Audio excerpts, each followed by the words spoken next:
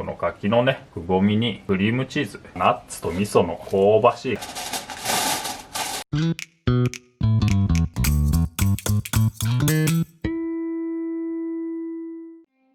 家でできる簡単なおつまみということで、今日はあれね、飲食店が休業要請で8時以降営業してないところも多いと思うので、なかなかね仕事終わったらやってるお店がないなんて方もいらっしゃるかと思うので、僕がね家で、お酒飲む時に作るおつまみを4種類ほどね、ホタテ使ったものと、これナッツ、カシューナッツとくるみっすね。ナッツ使ったものと、これは干し柿使ったものと、あとこれチーズね、白カビ系のチーズ使ったものと、4種類ほど紹介しようかと思いますと。どれも比較的簡単にはできると思うんで、ぜひぜひ、皆さんもね暇な時に作っていただけたら嬉しいです。最初ね、俺くるみだけでもいいんですけど、くるみだけだと若干ね渋いかなと思うんで、カシューナッツもある程度加えてるんですけど、これはくるみ味噌というか、くるみとね味噌を合わせるだけの非常に簡単なおつまみ。これねもう本当に合わせて軽くいるだけって感じなんですけど、味噌とくるみとの分量は残念ながら今までね測ったことがないので、目分量でだいたいこのぐらいかなっていう量を入れていただいて、あとはこれ、プロセッサーでこのね、今回使った味噌で、僕がねよく使う味噌はこれ西京味噌、西京味噌をベースにちょっと甘めの味付けのイメージですよね。赤味噌でちょっとコクを加えると。でこれもねどのぐらい細かくするかは好みによると思うんですけれど、僕はね結構細かく切っちゃいますかね。このぐらいでもね、このぐらいね粗くてもナッツの味がしっかり残って美味しいとは思うんですけれど、僕はねこれねペーストにして本当にちょっとずつつまむっていうイメージで作ってますかね。細かくひけたら、ここに、お酒を少し加えて、さらにね、混ぜ合わせていきますと。味噌入れすぎたらナッツを足せばいいし、味が薄かったら味噌を足せばいいしなんで、好みの味に仕上げることは可能だと思うので、つどつどで味見をしながら合わせてくださいと。最初ね混ざりは悪かったと思うんですけれど、お酒ね加えるとこういった感じで結構ねペースト状になるかと思うので、そうしたらこれをね、火にかけますと。これね好みでナツメグとかね、多分シナモンとかそういうスパイス系入れても美味しいと思うんでアレンジしてみてくださいと。そしたらねこのペースト火にかけますと。これねあとはいるだけで、今回はね油敷かずに火にかけてしまうんですけれど、ごま油だとかね香りのある油を使っても美味しくできますよ。これねどのぐらい炒めるのかっていうと、味噌がねうっすら焦げて、ナッツと味噌の香ばしい香りがしてくるぐらいまで火にかけますと。味噌もね、あと西京味噌で糖分が入ってるんでかなり焦げやすいので、あんまりね火は強すぎず、かといって弱火だとものすごい時間かかるんで、中火ぐらいで手をねしっかり動かしながら火にかけてくださいと。甘いのが好きだったら砂糖を加えてもいいですし、お酒じゃなくてみりんで伸ばしてもいいですし、あとね蜂蜜なんか入れても美味しくなると思いますんで、いろいろねアレンジのしようはあると思うので試してみてくださいな。全体に香りが出てきたら粗熱を取って完成ですと。こういうのね、盛り付けが結構ね綺麗に盛るの難しいんですけど、おちょこみたいなね、小さめの器に盛ったりだとか、ちょっと大きめの木のスプーンに盛ったりだとかすると、綺麗に見えるんじゃないかなと。ということで1品目ね、これくるみ味噌でしたと。続いてね2品目、これね白カビ系のチーズ。これなんかはねもうそのまま食べても十分美味しいんですけれど、今回はね、海苔と合わせて食べようかなと。非常に簡単で、もう海苔にねくるむだけと。これねたまたま大きさがあったからこんな感じにしちゃうんですけど、これ海苔とねちょうど大きさの感じで海苔が重なっちゃう部分あるじゃないですか。この重なる部分が海苔のね、種類にもよるんですけれど、いい海苔だと歯切れいいんですけど、ちょっとねランクの落ちる海苔とかだとこのね重なった部分がね非常に口の中で歯切れが悪いので、なるべくねこの重なる部分がないように、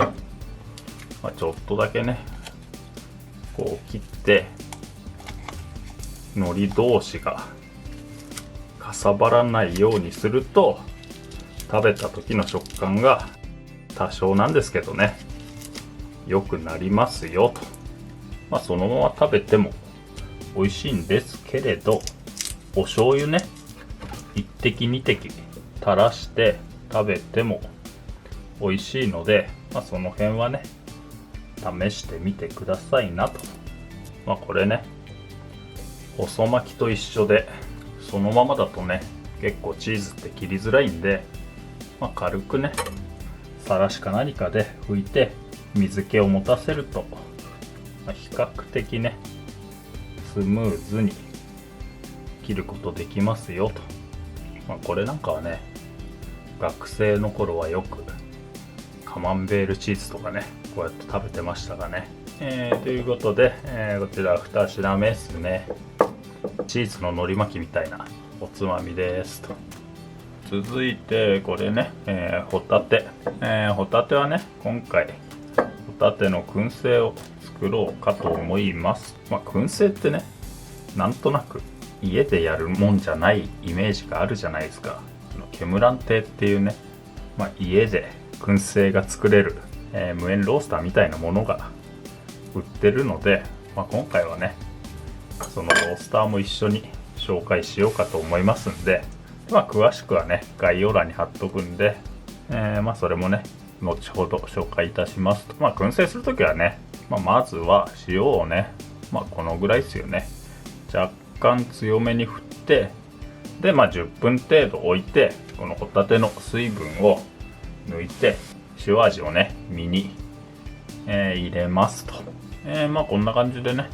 全体に塩が回ったら、一度ねこの表面を洗い流しますと。水気をペーパーで拭き取ってこのロースターに入れるだけと。燻製ってね結構難しいというか手間暇かかるイメージがあるかと思うんですけれど、このねケムラン亭っていうロースターは非常に簡単で、チップを敷いて網を置いて食材を乗せて、あとはこういった形でねアルミで覆って、これねこんな感じでロースターに入れて、スタートするだけと。非常に簡単な燻製ロースターと。でこれね今回ホタテで燻製作ってるんですけど、卵でもチーズでも燻製にできますし、あとね、焼き魚なんかね焼いても比較的綺麗に焼けたりするので、気になる方は概要欄より、ご覧くださいと。で、時間になったらアルミを外して、完成です。燻製って結構匂いが出るイメージがあると思うんですけれど、これはね比較的匂いが出にくいので、換気扇ねしっかり回せば意外とお手軽に燻製はできるかなと。こんな感じでね、チップも完全に燃え切るわけではないので、ちゃんとね火を使った燻製よりは匂いは全然弱いんですけれど、家でね燻製作ろうかな程度には、便利な機材なんじゃないかなと思いますんで、あとはね盛り付けるだけって感じですかね。でこれね包丁で切ってもいいですし、ホタテなんかはね結構手で裂いても美味しく食べられますんで、この辺はお好みで盛り付けてみてくださいと。燻製のねポイントはしっかりめに塩を効かせることと。なんかね香りだけついて塩気が薄いとどうしてもね僕は物足りなく感じるので、そうだから結構思い切ってね塩を入れた方がつまみにもなりますし、燻製は美味しいのかなと思ったりしますかね。こんな感じでホタテの燻製完成ですと。続いてこちらね干し柿、そのまま食べても美味しいんですけれど、こんな感じでねヘタを取って、あとはね一旦半分に裂きますと。こんな感じでね軽く開きまして、ここにね、ブランデーだとかラム酒だとかちょっと洋酒を振りかけて、洋酒で、干し柿を戻しますと。これねこの表面の白いのは結構甘みがあったり美味しいので、これをね洗い流さないようにね、なるべく落とさないように。だからあんまりねお酒入れすぎると全部お酒にこの表面の美味しい白い粉が流れ落ちてしまうんで、しっかりとね柿が吸い切れる程度の洋酒を振りかけてくださいと。柿がねしっかりと戻ったら、この柿のねくぼみにこれはクリームチーズを詰め込んで、あとは切って食べるだけと。洋酒で戻した干し柿ってラムレーズンにね近い食べ物なので、これをね細かく刻んでバターに練り込んでね、レーズンバターみたいにしても美味しいんですけど、僕はねこれね干し柿とこのクリームチーズっていう組み合わせが結構好きでして、おつまみ作ることが多いですかね。チーズを詰めたらあとは、切って食べるだけと。これもねなかなかね、洋酒が効いててつまみには最適だと、